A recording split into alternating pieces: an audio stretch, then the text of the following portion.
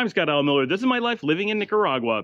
Today I had an opportunity to drive through the middle of Managua through some areas that I really never drive down, and I was able to get a lot of good GoPro footage. So instead of doing a normal episode, I thought today we would just go along for a drive. I didn't do one of those high-speed drives. I actually got this in real time and think you can see a lot more of what downtown Managua and what traffic and driving is like in downtown Managua. So we're going to just kind of do a narrated tour of the middle of the city. We'll talk about the things that we're seeing, where we are, and just kind of give you a breakdown of what it's like driving around Managua, because a lot of you are coming here. You think about maybe you want to rent a car, maybe you want to live here and drive. What would it be like? Managua is the capital city and by far the worst traffic anywhere in the city, although Matagalpa does have a little bit of mountain challenges when driving. But I think seeing what Managua is like in some ways will give you the courage that yes, you really can drive around the capital. It is not absolute mayhem, but it will also give you a little bit of needing to take some caution because it is not as easy as driving in, say, the US or Canada. So there's a happy medium, but this will at least give you a realistic idea so that you are prepared to make good decisions on your own. All right, we're going to get to that drive right after the bump.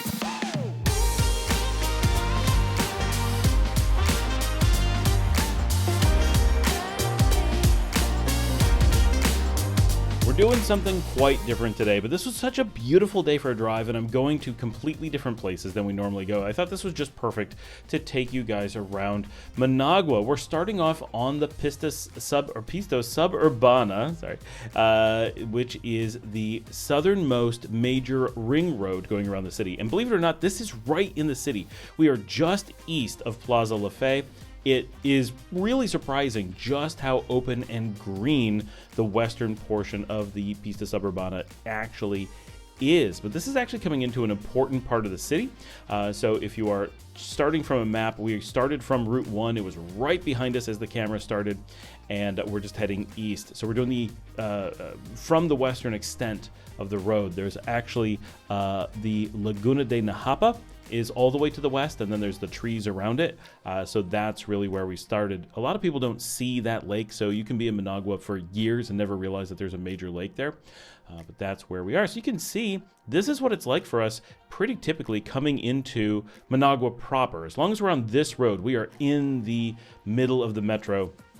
This is not like outside the city working our way in or anything like that. There just happens to be this really green area of the city. This is one of the greenest areas. It's not necessarily the most wild. A lot of this is used for construction and parking, and it's where the city stores a lot of their like gravel and sand and stuff like that. So there tends to be a little bit there, and I believe what we're coming past on the right is a logistics park, like where just the city stores things as well. So nothing super exciting. And here you can see we are coming into the city itself. And here where the road has split, we're actually in the barrio of San Judas. And now this is, people have talked to me on the channel and talked about that this is one of the roughest barrios in the city, and it's really scary, and they would never go there. And yeah, I mean, it's definitely not a rich, affluent barrio, but it's like, whatever. Like, here we are driving through. It's not so bad. One of these days when my foot is feeling better, I'm going to go with a friend and walk around, because he's from there, and film a bunch of this barrio for you guys. Obviously not in the middle of the night or anything, but also the videos don't turn out that great in the dark. You can't see anything. But obviously, you know, if it's not a barrio, and it is, one of the places that people are like, that's really rough. I'm fine going around during the day. Alone at night might be pushing my luck a little bit. Just that would be foolish. But so this is an important part of the Pista Suburbana in the middle of the city. So if you're driving and you're in this boulevard area where you got these 2 lanes going one way and 2 lanes going the other, it's a part of the city that grew up long before the ring road was here, before the Pista was here. And so it's a very tough portion where they had to take 2 normal streets and turn it into the highway for this portion. It's going to reconnect on the other side of the barrio, because most of, and hence the name Pista Suburbana, when this was built, this was the suburbs, with the exception of this one neighborhood, which is a deep downtown neighborhood just sprawling south, which if you check a map is very obvious that there's a portion of the old city that did this. And so this is a challenge, and there's terrible traffic in this zone. So many major streets crossing north-south, like we'll see in a second. And it's a hilly area as well. We're on pretty high ground. So here we are. We're going to head down. We're going to go over the stream. And right after that, the road is going to merge back together. And we'll get back onto the more normal Pista. But because of the river, because of the old neighborhood, it's very challenging there. And a lot of ups and downs. But that neighborhood is kind of an easy way to identify where you are east-west along the road. Now we're heading up the hill here, and pretty soon I'm actually going to turn off. So we do a number of videos on the Suburbana because this, for those of us, for expats, I think a lot of you, if you're going to be living in Leon or anywhere, sites west, most of the beaches, this is the road you're going to use a lot because this connects the part of the city that expats are most likely to want to use heavily, which is the southeastern side along the Carretera Messiah, because so many expats and so much of the affluent portions of the country are in that portion of Managua, in Messiah, in Granada.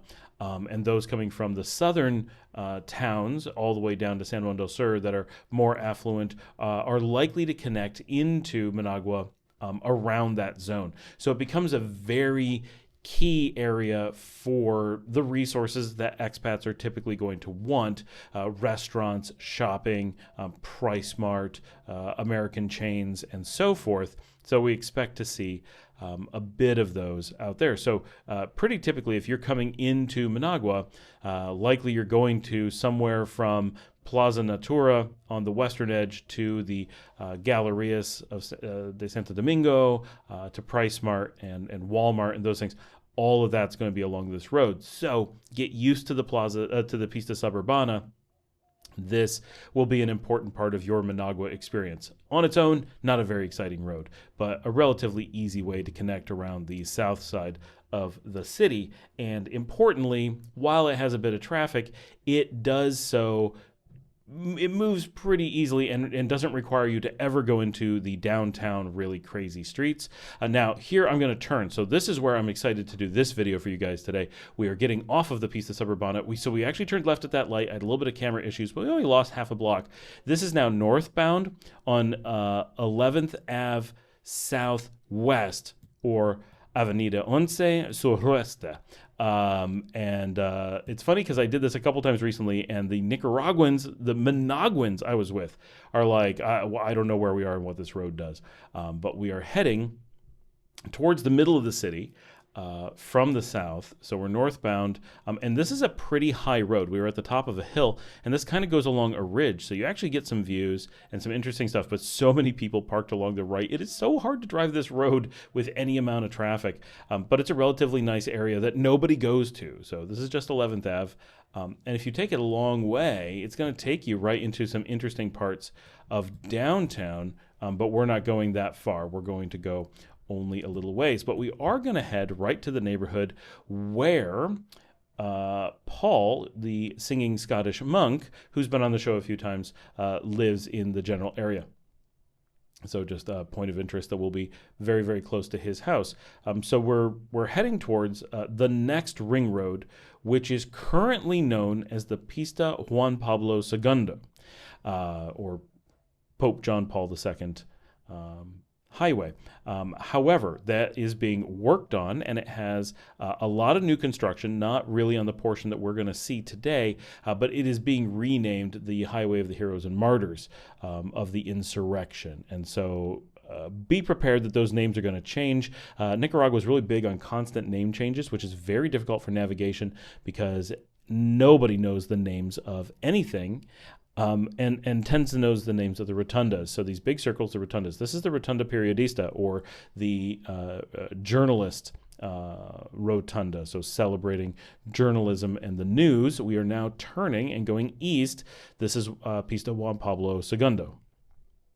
This is really the core artery going through east-west of the city, but because of one, it being very old, it has a lot of upgrading that would make it a lot more useful, a lot more valuable, and it also needs quite a bit of work and is being upgraded. So sorry, I got distracted. It is in the process of major upgrades. So it's not the most beautiful or popular route through the city, but it is exceptionally core, and many really important things lie along it, including the Holiday Inn and Managua Convention Center that we just went past, and the casino there that you are seeing, the Princess Casino. And we will come by a number of important things, but you'll notice that traffic on this road is difficult. It's not fast and it's not scary, so don't feel that driving this part of the city would be problematic. It's more that it is very slow and kind of haphazard. So figuring out where the lanes are, figuring out which lane you want to be in, and so forth can be frustrating if you're not careful. So we're going to be crossing here in just a few seconds the Pista de la Unan, which is an important highway. It's actually the key north-south road for the city itself, as opposed to the Carretera Messiah, which is the key artery out of the city.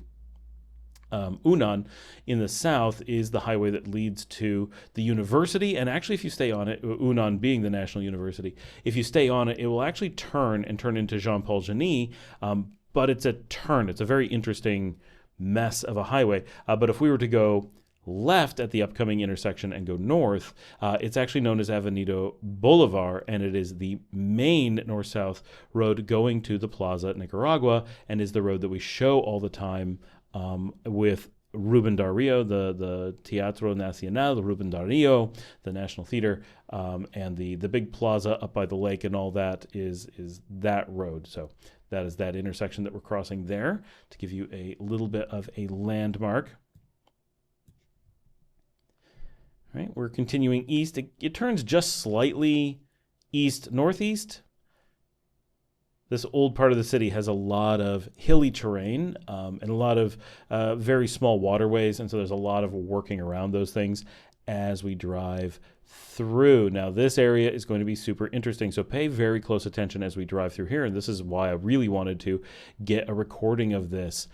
On the right, we're going to be coming past what was formerly known as the University of Central America, or UCA, and is now known as the Universidad Nacional Casimiro Sotelo Montenegro, or UNCSM. And on the left is the UCA terminal, or as it is properly known, the Managua León Interlocales. So when we talk about the shuttles that you are going to take, this is that on the left. Now, against the road here, and these big buses, those are city buses dropping people off at little shops.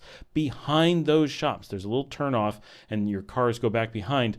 That is the UCA terminal. Everyone calls it UCA. Its real name is the Interlocales, but your taxi will not know it by that. They will know it as the UCA. And so just up here on the left is where your vehicle will dive in. You can see the driveway there. You can see that's one of the UCA buses coming from Granada that just turned in. And you just go in there, and there's stalls for all the different buses. And that's where you catch your rides. So that's a really important spot to know as a Managuan or as someone navigating their way with public transportation around the country. That you will use that heavily, and understanding where you are in the city and how to get to and from will make life really easy. So while this is a road you don't tend to drive very much, and it doesn't have destinations that you tend to go on, it is a road that you probably will find to be pretty important, but often because taxis and buses are bringing you there, not because you are going there under your own volition. And we are going to be sitting in a bit of traffic here. You can see the big sign up there, which is in the middle of the rotunda up above. And already this portion of the highway has been temporarily, is my understanding, renamed the Pista de la Resistencia, or the artery of the resistance. And this is one of the important rotundas that we're going to be coming through. And then we will be continuing on. The road that is coming in at this particular rotunda is the Carretera Messiah. So this is where the John Pablo II, or John Paul II, Juan Pablo Segundo, or Resistencia, or Héroes y Mártires de la Insurrección, They just can't decide on a final name. I have no idea. But even on Google Maps, it switches names back and forth. And as you're driving down the road, the signs switch back and forth. It is a bit of a mess. So it just is what it is. But this rotunda is very, very central for the city, and just kind of diagonally across the rotunda, I don't think we're going to see it, is Metro Central Managua, the big mall in the center of the city. And if we were to turn right at this rotunda, we would go up to like the Hilton Princesa, Burger King. Those kinds of things are just up there. If we were to go left, it would take us downtown to Laguna de Tizcapa and the National Sports Stadium, also known as Suburbana, where we will talk about this in a second. The Series of the Americas, the Baseball League of the Americas, is playing at Suburbana Stadium, as well as Leon and Messiah's new stadium in late January. So if you're interested in seeing Cuba, Curacao, Panama, Argentina, Colombia, Nicaragua, and one other. Did I say Cuba? I'm not sure. Are all going to be playing the series here in Nicaragua. First time ever that Nicaragua is hosting. Nicaragua was very excited because its new largest stadium is in Leon. It's bigger than the National Stadium in Managua, which is just here on the left. And then Messiah's stadium is not nearly on par with those, but is a brand new stadium completed just months ahead of Leon's stadium. So there's a lot of baseball upgrades going on in the country. And you can see here on the rotunda that Christmas decorations are already up. This is pretty close. Now, the former rotunda, had we gone through Periodista and gone where I said if we turn on Avenida Bolivar before the other, in between the two rotundas, I'm getting distracted, would have taken us on the main road for all the Christmas decorations. That is where all the nativity scenes throughout the city tend to go. But there are Christmas decorations all over the city. Nicaragua does a pretty good job of decorating everything up for the holidays. And it is a popular thing for Nicaraguans to actually come out and see the decorations. Like it's a cultural thing to come do, and people do celebrate Christmas pretty hard here. And we're working our way through. This rotunda is very hard to get across. So a lot of work to drive across the city, but again, you can see how slow the traffic is. A lot of people are afraid of driving in Managua. This is not the worst of Managua, but this is like a lot of what driving in Managua would be like, and it's, it is frustrating at times. It can be slow. It can be confusing. Rarely is it dangerous. Traffic is normally quite slow. Now, we're going straight across, right? So we're continuing east-northeast on Resistencia / Juan Pablo Segundo.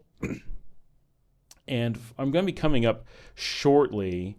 On the right, there's going to be a plaza here. You can see people already pulling off there. That is Plaza El Sol.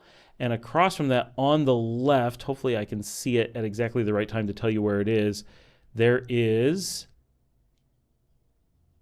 I believe it's immediately after this, should be right here with the big blue barriers as I come by. This is the National Police Plaza or grounds. So we're going past the barriers. There you can see people walking across the road or standing out by the road. This is where you would turn in. It's a little bit difficult. So normally you would go forward, do a loop at the next rotunda, and come back to get to this particular spot. It's a little bit difficult to actually pull into the police compound there, but it is where you want to get. Sometimes if the road is very slow, you can turn left, but that's a tiny barrier. It's not a barrier that's going to stop your car, but you're not really supposed to drive across that center barrier here, so they expect you to go and turn around and come back. But this is the big police station. And importantly, the reason that we care about this particular police station so much is that this is the police station that has Interpol. So for those in my audience who are looking at doing residency at some point, this is the police station that you normally need to come to, where you go into the police station, you pull in right there where we showed, you go up to, this is the Rotunda Santo Domingo, not to be confused with the neighborhood of Santo Domingo. So just sorry that there's two things called that. But this is the rotunda that we're coming up on. You go around this rotunda, you head back, you turn right into the police station area there. That if you're looking at a map, that's WebHelp that we just drove past, the big outsourcing firm. And you will park there and go in, and then the police will send you to Interpol to go get your paperwork that shows you are not wanted internationally as a major crime lord, or it might show that you are if that's what you do for a living. Then you'll get that paperwork, and that's what you'll give to immigration for your residency. So that's a lot of people ask where that is, and I literally was asked yesterday how to find that specific place. So I'm excited that I happen to be doing this video and get it on there right as that was needed. So hopefully a lot of people find that handy, along with the ukah Interlocales station, all those things. This is a good drive, and again, a lot of the city that I've never shown, because this is a really boring kind of industrial zone. That's the Puma gas station on the left, known as La Quince. I have no idea how they named their gas stations, but all the gas stations have names, so learn the names of the ones you want to go to. A lot of destroyed stuff on the right. This is not a pretty part of the city per se, and even if you're looking at like Google Maps, like there's huge swaths that they show that's like debris. Now there is a lot of road construction here, so we're turning off of the road onto, I believe, 17th, maybe 18th. We're going to wander through the streets here, but only for a bit. It's little tiny one-ways. Google will always take you terrible places, so try to look at a map and make your own decisions as best you can. In this particular case, Google wasn't too bad. What actually is going to go on here is that I'm going to go forward and run into where a power line had just fallen and is blocking the road, and I can't move forward due to a live wire at the height of my windscreen. So I'm going to have to turn and go places that Google Maps didn't want me to go. But I'm in a tight little neighborhood here that I'm not actually sure which neighborhood it officially is. It might be Dorado, but I'm unclear.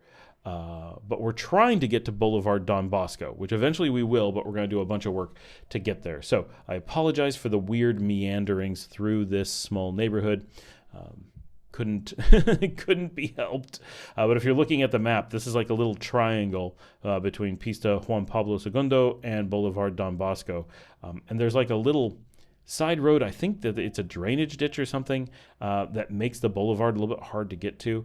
But we're going to have to go back out to the street light known as Semáforos El Dorado, which makes me pretty confident that the neighborhood is Dorado, because the park is Parque El Dorado, the restaurants are called Dorado, and we are just west of the Colonia Santa Cecilia 10 de Junio.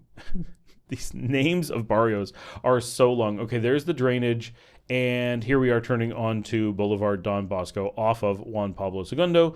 All of that wandering through the neighborhood of Dorado was wasted. There was no reason to do that. So we just went past Calle Brasil, and I'm going to do my best to make sure that we're turning onto the road that I think we're turning on. It's a little bit confusing because of all the cars along the way, but I believe we are turning on to 16th Street Southeast. 16 Calle Sureste. But we are definitely turning east. Don Bosco runs at an angle. We are turning east, and I'm pretty sure that is what I think it is on the corner. Yes, I'm confirming. As I'm saying this, I'm looking at satellite views to make sure that I have this right, and this is correct. So this is east on 16th. And La Pancha, Taqueria La Pancha there on the corner. So we're going straight east now. A lot of cool manicured trees along here. Not what you'd expect from this kind of neighborhood.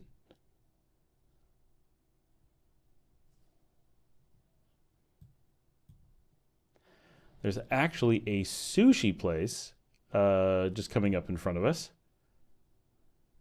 That was the Mini Super El Punto.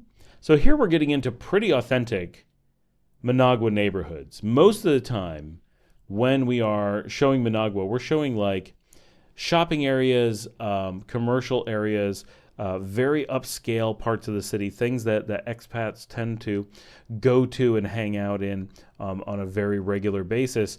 And today, okay, so this is a really heavy turn at the end. So technically, this just turned into 31st Avenue Sureste, but headed south. And then I'm going to quickly take a left and head on to 17th, which turns into, I'm not sure we're going to go into it, Avenida bearing Rafael Valle. But so this neighborhood, this area that we're driving through is completely away from where expats go, completely away from the shopping districts and all the things that would ever draw in tourists. And we have a really authentic, this is what Managua looks and feels like much more broadly. And so I'm not sure what that facility is on the left. It is, it's the Colegio Luxemburgo. So that's actually a high school there on the left. I knew I had checked that as I went by. It's a very large high school here in the middle of the city. So we are definitely on bearing Rafael Valle and very Central American colors there. We're coming up on the end. So this is Avenida 10 de Junio, and we're turning left to head north on that. And so for the majority of Managuans, this type of neighborhood is exactly what they would feel is indicative of their city. This is what most living looks like. And importantly, if you've never been to Managua, if you've never thought about what it's going to look like, this low-lying buildings is so unique to Managua as a large city. We just turned east or right onto 15 Avenida Calle Sureste. Or, I'm sorry, just 15 Calle Sureste. We're heading east. Most cities, this area would be at least a few stories tall. And you can see now and then there's a second story, but because of the earthquake in 1972, the city was rebuilt, everything being very, very low-lying to either just be cheap and fall down and no one worries about it, or be strong enough to withstand big earthquakes, because it's difficult to build very tall and be structurally sound. And a lot of things had to be rebuilt very quickly, very cheaply. And that's just the price that is paid when rebuilding from a major disaster. And so the city is really defined by this situation very heavily. And it's unfortunate, but it makes it also incredibly unique. And the look, the feel, the lifestyle of Managua is not replicated elsewhere in Nicaragua, nor is it replicated elsewhere in Central America. If you're going to other large cities and capitals, San Jose, Tegucigalpa, San Salvador, and so forth, they are such wildly different experiences. And for some people, this makes Managua much more attractive. For some, it makes it much less. And for others, it can be a break even. This is not a necessarily good or bad aspect of the city. It is an interesting historical aspect of the city, and hard to overlook just how influential the 1972 earthquake was. It literally defines every bit of Managuan life still today, many decades later. I mean, that's been 52 years. By the time we post this, it may have been 53 years, right? So that's in everything you do and everything you see, everywhere you look in Managua. If you say, why is it like this? Why is it like this? It's because of the earthquake. That is the answer to everything having to do with the urban design. That was 41st Avenue Southeast that we were crossing. And now it is much darker. We're going to be heading out of the city. So I had my battery actually die, overheat, and burn up in the camera. Luckily, I was able to yank it out, but I tore the battery apart to get it out. And I'm now in the barrio of Rabena, or Rabena, which is another rotunda that I believe we're going to come up to here in a minute. I've got to do some turning around. So I'm not going to be able to give you street-by-street guidance in this area. This was, I put in a long day of running errands in the middle of the city, parked very close to where it was, went and hung out. Marcela, La Marcelita, from the channel, her family has a new panaderia or bakery in the Rabena area. And so that is where we were. I got where I parked and got to check it out. It's the first time I got to see it. We're going to be going there and doing videos of it relatively soon, but it has to be in January once we are back. And Marcella is going to be doing a video here, I hope relatively soon. She's actually had, we've been avoiding talking about it, but at this point, her medical situation is serious enough. That is why I was in the city today, running her to hospitals and errands and such with that. But she's had 6 months of really severe medical conditions, and we're going to have her talk about that because it's really extreme, and that's why she has not been on the channel for quite some time, because she's been hospitalized for months and very, very ill. So it's a very tough situation there, and they don't have really great answers as to what's wrong with her. They have a consistent diagnosis, but the treatments are not going well. The worst diagnoses are negative, so it seems to be something that is treatable, but the treatments are not working. So we're trying to find alternative treatments or whatever for her. But we're going to do an entire video with her when she is strong enough to do so, and let her kind of present what's been going on. It's a difficult situation, obviously, because you don't want to talk about people's health issues necessarily, but she feels that it's important to talk about. So we're going to be doing that coming up here pretty soon. I'm not sure when we're going to be able to film. At the time that I filmed this drive, I had a couple weeks before I was leaving Nicaragua for the holidays, but by the time I'm doing the voiceover, we've already packed and are pretty much ready to be in motion to the airport. And by the time you see it, I will have been in the United States for several days for the holidays. So getting filming done and getting things done in a timely manner can be quite difficult. So, but for those who are concerned, it is a situation that is quite concerning. We are going to, I think, try to help her set up a GoFundMe account as she has been unable to do anything with her family, very, very much in need of people to assist her with everything full time. She is extremely ill, and it's been so long that it's very much taking a toll, and she's had to move back to Managua to be with her mother and with her sister, so that she has more family, and her aunt to have more family to help take care of her. But they have new businesses and their own jobs. They're very limited time to be able to assist her. So that is going on, and she definitely needs some help from everyone to figure out how she's going to get through that. So sorry to have bad news in that way, but you know, it's only so bad. Right now it seems she's very depressed and really struggling emotionally with it, and the time away from her children, and there's a lot of fear because they don't have good answers for a lot of things yet. And I apologize for how boring this part of the drive is. We got stuck in traffic quite a bit, but it does seem that the worst prognoses are negative and not really something that's going to happen. So it seems like they have paths forward, but there's a lot of unknowns, and that's scary, right? Not having solid final answers is terrifying. And the amount of time she effectively lives in the hospitals now. And so I think she's partially really looking forward to being able to have her status on the show so that she can kind of participate. And for those who come and watch the live streams, she is still, even from the hospital, for the last several live streams, if you see her on there, that is why she's on very, very short periods of time. But she's actually getting on from her hospital bed to participate when she can. So I think she would appreciate being connected to the community and being able to maybe have a segment where she's sharing her journey and what's going on and everything there. So we'll be doing that. And I'm sorry for how dark this is, but I had to drive back relatively late, and it's bright enough that you can kind of see the city. You can kind of see what it's like driving out. But this is an important bit I want to point out, is that if you live in Leon, almost always you're going to drive into Managua, probably after the sun has come up, but you will often be driving home as the sun is going down. And that sun is kind of in your eyes a lot of the drive home. So that's a very real thing.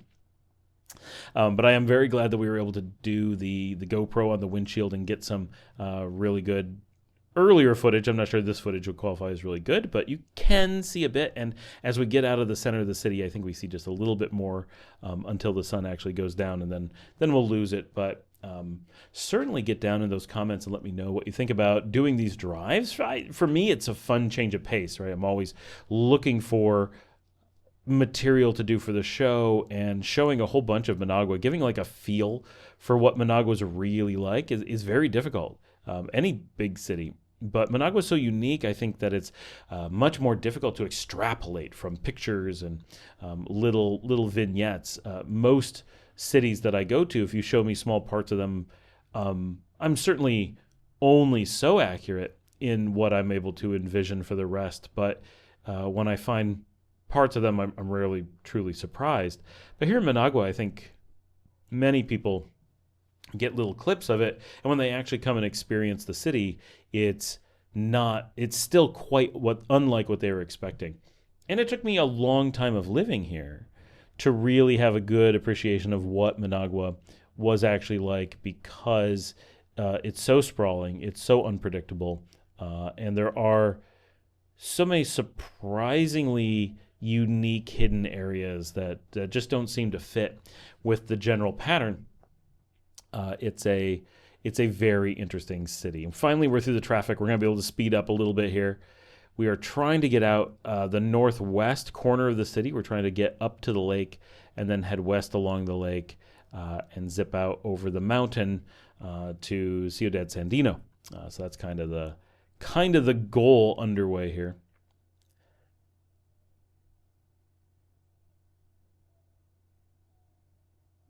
But the traffic is back. So this is kind of rush hour that I'm doing this. So this is a lot of vehicles.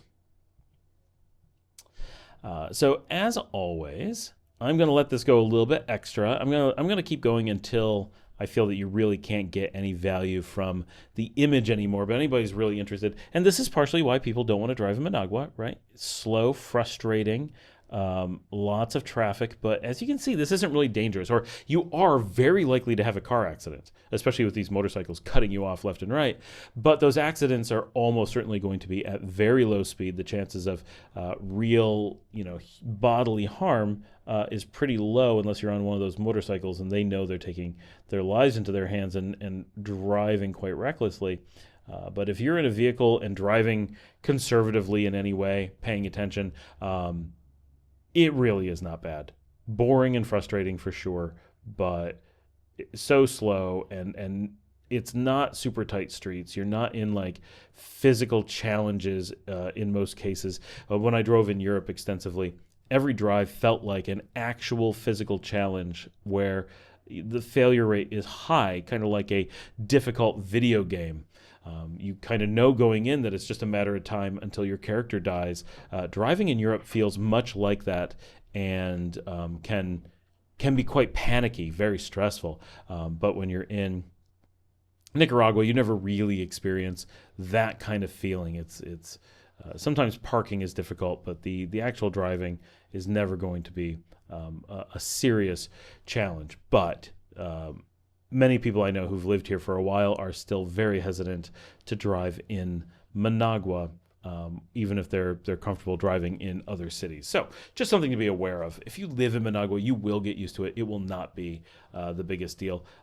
People really do live there and drive around every day without a problem. And of course, we have great public transportation, so learning how to use that will be very beneficial as well. You just want to, and you can see why. Avoiding driving is good for you in many cases and great for the city. They don't need extra vehicles on the road by any stretch. Here we are getting closer and closer to the lake. You can see there's a little bit more open sun as we get closer.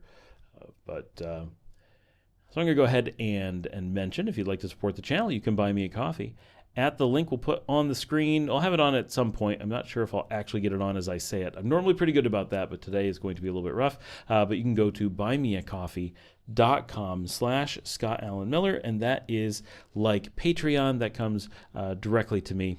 and help support everything we do here on the channel. Things like having a GoPro for recording in the car like this, which really is a lot of fun to do. And I actually have quite a bit more footage, but I don't know how good any of it is. I actually have multiple additional videos, so I'm gonna let this go for a bit in the hopes that we find some of it valuable and that it's cool. But get in those comments and let me know. Send in a video, please. Go down into those comments. Look, we've got the instructions down there. 1080p or higher, 30 frames per second. Hold it horizontally. That's wide way, left and right, to get good images. And we can put you on the show and let you guys participate a little bit and connect as a community. That's so much fun when you guys do it, and it's so rare. So please, let's get a couple of people who do that and send in videos. I really want to have you guys on the show, and maybe we should do a little collage, send in some Christmas videos or something. Let's do some community stuff. It'll be really neat. And of course, down there on the left, if you're on anything but a TV, there's a little join button that allows you to join our travel, relocation, Latin American community here, and just $5 a month, and it's just a way to kind of commit to a little bit of support, because we really do have a lot of expenses, and some of them are actually monthly subscriptions for quite a few things, the music services and so forth, and so it really does make a really big difference. Here during rush hour, I'll take the chance to point this out, we have a lot of police who come out and direct traffic. That is very standard during the rush hour times, both morning and evening, and you can see them anytime, but that's how they keep traffic flowing, and it seems to do a pretty good job. Managua obviously has older streets, so it has a lot of limitations quite naturally, but it's the lights would be quite a bit longer, as the people who are backing up would sometimes be waiting for a red light, and the people who are not going would have nothing. So they do this all over. You'll see a lot of them as I drive through Managua. So get used to that. Sometimes they're hard to see, especially as dusk. Like this is dark enough that they become easier to see again. But it is still easy to, especially if you're not the lead car in a line, to completely miss that there are police officers driving traffic. And they can be anywhere, anytime. I do encounter them on almost every trip through the city. So just be aware to be on the lookout for the police directing traffic, to know that you can go or you need to stop or whatever. So we're getting really, really close to being up to the Panamerican, the Highway 1. As it goes west and east, we're going to be turning west and taking it away from the airport. So once we turn onto that road, the airport will be behind us, and we'll be heading west towards Ciudad Sandino. And you can see as we get away from the tall buildings, we get a little bit more light, so it's not as bad as it's been. One of the things that, thanks to the community, we have a new camera that is supposed to be arriving in New York with my father, coming up here in 1 week, and that is the DJI Pocket 3, which handles low light better than the GoPros by quite a bit. And I'm really looking forward to doing a lot more low light stuff with that, getting more evening shots, more driving shots, and a lot of fun stuff. So that's going to be good for improving the overall quality and content of the show. Like, we'll just be able to get things that we weren't able to get before. But we're probably also going to be getting the GoPro 13.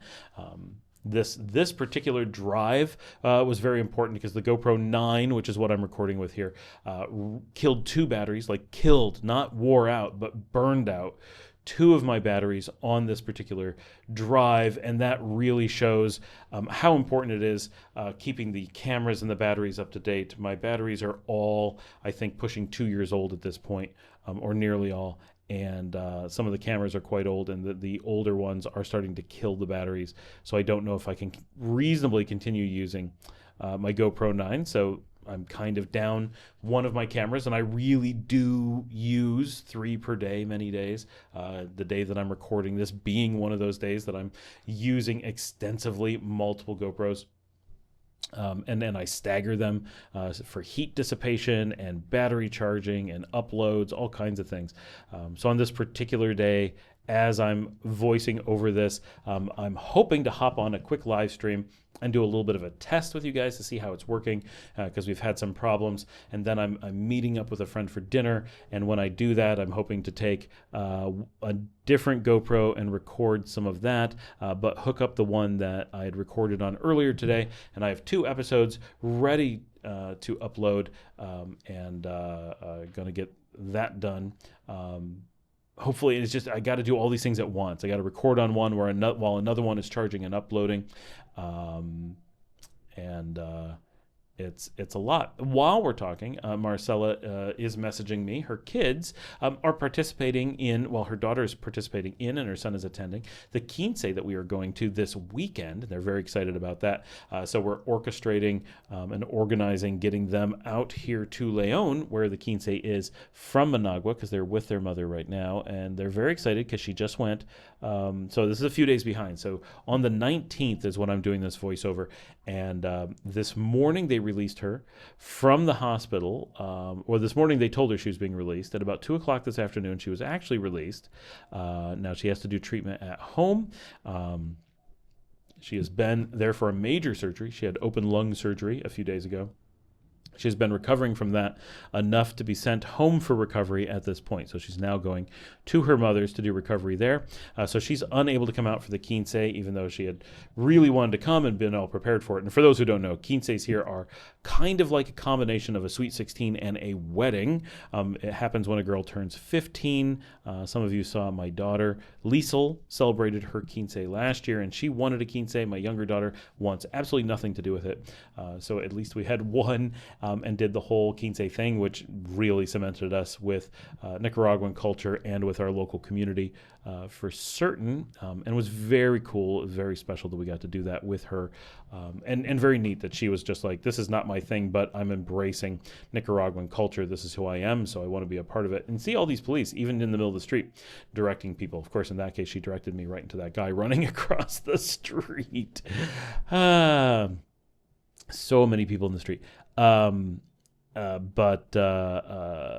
Marcella is unable to attend that, but we are getting her kids out here tomorrow, so that they are ready tomorrow on Friday, so that they're ready to attend on Saturday. So that is going on. But Marcella is now home. This is the first I've seen a message pop up from her since she was in the hospital on Sunday. Making sure I have my dates right.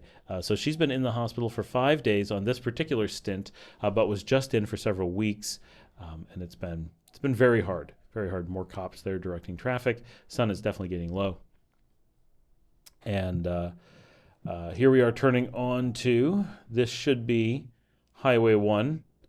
Hopefully I'm not lost, and it's difficult to navigate ever, and doing so as I narrate in a very dark video is exceptionally difficult.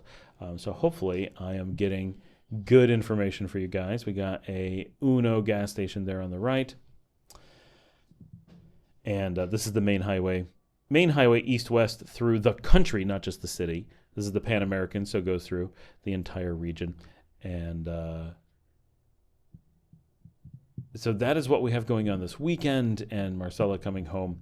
And I derailed myself with so many stories and things. And we are clearly getting pretty dark here. I don't know if we can really do much more video. I really want to get a little bit farther on this road, but it may just not be practical with the sun going down. So maybe at our limit.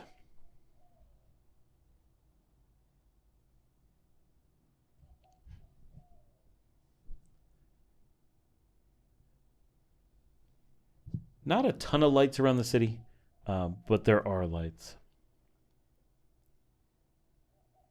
And the lights operate differently than in North America, and I cannot completely define every rule as it's supposed to work. So I apologize that I can't really give a great lesson on the lights. Sometimes you have a red light and you're supposed to go through it. If there's no traffic, basically you're always expected to go through them, but not without stopping. Just stop, check, and go. You do have to be careful. You are liable, of course, if you blow through a light. So you really want to make sure. But if you just go through a light, it seems that that's actually what you're supposed to do as long as there is no traffic. It's more like a really serious stop sign than anything.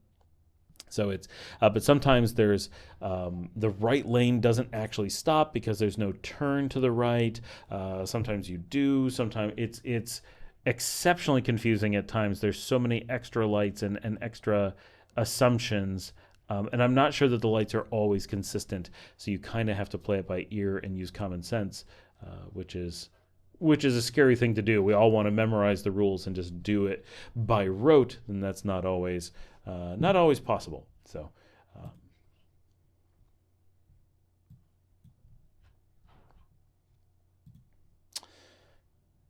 all right. Strangely, getting onto the Panamerican, often the traffic gets a lot lighter. This part of the city, because it goes through the government buildings and is mostly an airport connector and such, is a very important artery, but is actually not that busy as far as roads in the city go. And it does move pretty well. So mostly once you get onto it, it's relatively easy to get around. It's a little bit confusing on the far west of the city. So if you're driving it, I often end up with it being a little bit frustrating to navigate. I'm used to it now, but for a long time, anytime we would take it, we would find it difficult to not end up accidentally turning or whatever. Here in the middle, there's a number of parks. It's kind of a boulevard. Hopefully, we're going to get to see some of the lit up newer parks here coming up soon.